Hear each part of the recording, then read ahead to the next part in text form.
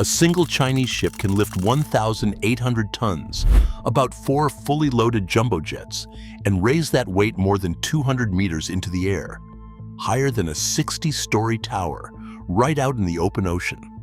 And to pull it off, the ship first climbs out of the sea, standing up on 4 steel legs. But that machine sits at number 1, and to see how it beats the water it floats on, you have to climb through the 9 ships below it first. These are China's 10 most extreme construction ships. Number 10.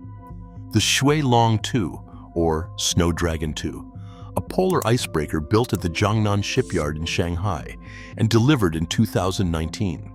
Most icebreakers do exactly one thing. They aim a reinforced bow at the ice and shove, and when the bow gets stuck, the whole mission stops. The Snow Dragon 2 is the first research icebreaker in the world that can smash through pack ice moving forward with its bow, or backward with its stern. Here's why that matters. When a normal icebreaker hits a thick pressure ridge, its bow can't crack. It has to reverse out and go looking for a thinner spot. The Snow Dragon 2 just turns around and chews through the ridge stern first, using its 2 rotating propeller pods to grind the ice into slush from the other side. That trick is the whole reason China built it. Its home run is a resupply route to the Zhongshan Research Station in Antarctica through some of the most hazardous sea ice on the continent, and the older icebreaker alongside it kept getting trapped there. At 122.5 meters long and roughly 14,000 tons, it can crack ice 1.5 meters thick, plus another 20 centimeters of snow on top, while cruising at 2 to 3 knots, and it keeps working in temperatures down to minus 30 degrees Celsius. It was designed with the Finnish firm Aker Arctic.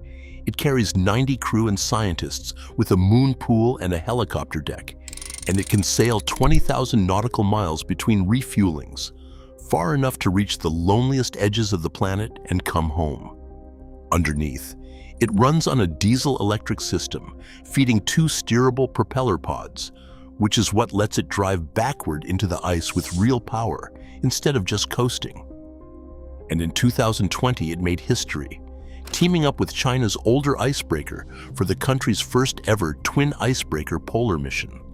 2 snow dragons working the ice at once. That's the opener, brute force against nature. From here, the ships stop fighting the sea and start rebuilding it. Number 9.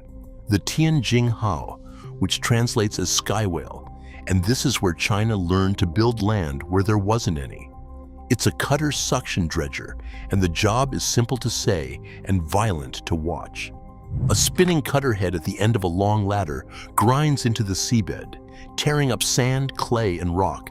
Then, a pump sucks that slurry up through pipes and blasts it out somewhere else to pile into new ground. The Sky Whale was built in 2010 by China Merchants Heavy Industry in Shenzhen, designed with help from Dutch engineers, and for years it was the largest dredger of its kind in all of Asia. It can chew through 4,500 cubic meters of seabed every single hour and dig 30 meters down below the surface, and it can sail 8,000 miles to reach a job. And this is the ship that did the quiet, controversial work. Since 2013, dredgers like this one have been pumping sand onto reefs in the South China Sea, turning submerged rocks and sandbars into artificial islands. Some of them finished with airstrips long enough to land fighter jets. So, before the bigger island maker even shows up on this list, understand that this earlier machine already helped redraw the map of a contested ocean, one pile of pumped sand at a time. It was, for its era, the most advanced tool in a field only a handful of countries could enter. And it moved China from a nation that rented foreign dredgers to one that built its own. What makes a cutter suction dredger so special is that it doesn't just scoop, it cuts, chewing through hard-packed seabed and even soft rock that a plain suction pipe would choke on, then transporting that material through pipelines to exactly where the builders want new ground to appear. But the Sky Whale had a ceiling on how much it could move in a day, and China wanted far more reach. Number 8. The Lanjing, or blue whale. And this one has a strange origin story because it didn't start life as a construction ship at all. It started as a supertanker, a massive oil-carrying VLCC. And in 2008, China gutted it and rebuilt it into a floating crane. Now it's a self-propelled deep-water crane vessel owned by the offshore engineering arm of the National Oil Company. And its main hook can lift 7,500 tons at a reach of 45 meters. To put that in perspective, that's heavier than all the steel in the Eiffel Tower, hanging off a single crane bolted to a ship that used to haul crude oil across the world. The blue whale's job is to stand off an oil field far from any coast and assemble the enormous steel platforms that pull petroleum up from under the seabed, lifting entire deck modules and jacket legs into place where there's no dry land for hundreds of miles in any direction. A separate revolving hook handles another 4,000 tons, and a smaller auxiliary hook takes 1,600 more. At 217 meters long and 50 meters wide, it's a reminder that in this fleet, even a retired oil tanker gets a second, much heavier life. This is a country that doesn't scrap a giant hull when it can convert it into engineering muscle instead, taking a ship built to move oil and turning it into a ship built to build the platforms that produce it. But lifting a platform into place is one thing. Moving a finished one across an entire ocean is another problem completely, and the next ship solves it in a way that looks like a magic trick. Number 7, the Xiang Yun Co. And this is the ship that does something your brain refuses to accept the first time you watch it happen. It carries entire oil platforms across oceans in one piece. It's a semi-submersible heavy lift vessel built by Guangzhou Shipyard International and delivered to the shipping giant COSCO in 2011. And the way it works is almost absurd. The vessel floods its own ballast tanks and deliberately sinks its long, flat deck 10 or more meters under the water, until only the bow and the tall control tower are left poking above the surface. Then a finished structure, a drilling rig, an offshore platform, even another entire ship, gets floated directly over the submerged deck like a car pulling into a parking space. The vessel pumps all that water back out, rises up underneath the cargo, and lifts the whole thing clear of the sea. With a dead weight of over 48,000 tons, it can carry 30,000 tons of cargo this way, floating a load on and floating it off, or slide 20,000 tons onto its deck from the stern. It has hauled a giant oil storage tank across the world to the waters off Scotland and carried a deep-sea drill ship all the way to Alaska. It's one of a small family of sister ships China built for exactly this, because moving finished megastructures around the globe is now a business, not a one-off feat. Think about the logic that unlocks. Instead of building an offshore structure out at sea, piece by piece, in bad weather, over months, China builds the finished thing in a calm shipyard and ships it whole, at 3 or 4 times the speed the structure could ever move on its own. And the next ship takes that same instinct, digging up a coastline, and scales it into something monstrous. Number 6. The Tian Jing Hao, the ship Chinese state media nicknamed the Magic Island Maker, and it's the big brother to the sky whale you met a moment ago. When it launched in 2017 at Qidong, near Shanghai, it was the largest and most powerful cutter suction dredger in Asia, and the first one China designed and built entirely on its own, from the intellectual property up. The numbers are hard to picture, so here's the comparison the builders themselves reached for. This ship can dredge a patch of seabed the size of a full soccer field, 1 meter deep, in a single hour. It moves 6,000 cubic meters of sand and rock every hour, digs 35 meters below the seafloor, and its cutter head can grind through solid rock as hard as 50 megapascals, the kind of stone that stops ordinary dredgers dead. Then, it pumps all of that material as far as 15 kilometers away to build new land wherever it's pointed. Put another way, in a single hour, it can dig out roughly 3 standard swimming pools of seabed. Its total installed power is nearly 26,000 kilowatts, and only 4 countries on Earth can even build a machine this complex: China, the Netherlands, Belgium, and Germany. The ship is named after the kun, a giant fish from Chinese myth that transforms into an enormous bird, which is a fitting name for a machine that turns water into solid ground. This one can run on automatic control with almost no crew at all. It's 140 meters long, weighs 17,000 tons, and it exists for one purpose: to reshape coastlines on demand, which is exactly why the countries around the South China Sea watch where it sails. This is the ship that proved China no longer needed foreign dredging technology. Now we reach the ship that holds an outright world record. Number 5. The Zhen Hua 30, and this is, by the official record books, the strongest crane on water anywhere on the planet.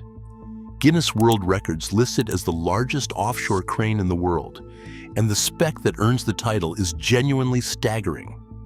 Its main crane lifts 12,000 tons, and paired with an auxiliary hoist, it can take up to 13,600 tons. During its commissioning trials in 2016, it set a lifting record of 13,200 tons in one hoist, witnessed by government officials and classification inspectors because nobody quite believed it. This is a ship almost 300 meters long, 297.6 meters to be exact, 58 meters wide, weighing about 140,000 tons all in, built by Shanghai Zhenhua Heavy Industries after 8 years of development, with 12 thrusters and a wave compensation system that pins it steady while it works, plus room for 380 people aboard. For scale, the bridge it helped complete used more than 400,000 tons of steel, enough for 60 Eiffel Towers, and this ship handled the heaviest, most delicate piece of the job. And it did the job that made it a national icon.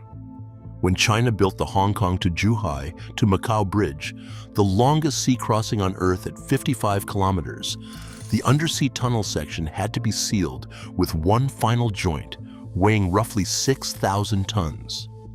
In 2017, the Zhen Hua 30 lowered that final piece into place underwater with millimeter-level precision, closing a tunnel beneath one of the busiest shipping estuaries in the world. A crane that can throw around 12,000 tons set that piece down as carefully as a watchmaker seating a gear, using a wave compensation system to cancel out the swell the whole time. If you're finding this fascinating, take a second to subscribe, because this channel breaks down China's biggest engineering every single week. And speaking of control, the next ship doesn't lift heavy things at all. It refuses to move, no matter what the ocean throws at it. Number 4. The Haiyang Shiyu 982, which simply means Offshore Oil 982, a 6th-generation deep-water drilling platform built by Dalian Shipbuilding and put to work in 2019. When it arrived, it was China's largest and most advanced drilling rig of its type. It's designed to operate in deep water and punch a well thousands of meters down beneath the seabed of those same disputed waters. Chasing oil and gas reserves, China wants badly enough to build a frontier for, in water up to 3,000 meters deep. But the reason it belongs on a list of construction ships is what it does when the weather turns. A drilling rig is worthless if it drifts even a few meters off its target, and out in the open ocean, currents and wind never stop shoving. Older rigs had to stop work and ride out bad weather, or call in a fleet of tugboats to hold them in place. The 982 holds itself. It has roughly 6 powerful thrusters underneath the hull, wired to satellite positioning and computers, and they constantly fire against the wind and the current to lock the platform over one exact point. According to the crew who run it, it keeps drilling straight through powerful typhoons, no tugboats required, staying fixed over a target on the seafloor the size of a dinner plate. Chinese engineers call rigs like this mobile land, or the crown jewel of ocean engineering, because building one signals a country can chase energy and water most nations simply can't reach. And this is a floating machine whose entire purpose is to defeat movement, which sets up the question the next ship answers in the most literal way you can imagine. What if, instead of fighting the water, you just walked out of it? Number 3, the Zhonghai Yun, and this is the ship that turns the whole idea of a shipyard upside down. It's the largest floating dry dock in the world, a colossal U-shaped steel structure, 410 meters long, built in just 416 days and delivered in 2008 to a ship repair base near Shanghai. A normal dry dock is a permanent concrete pit carved into the coastline, where you float a ship in and pump the water out around it.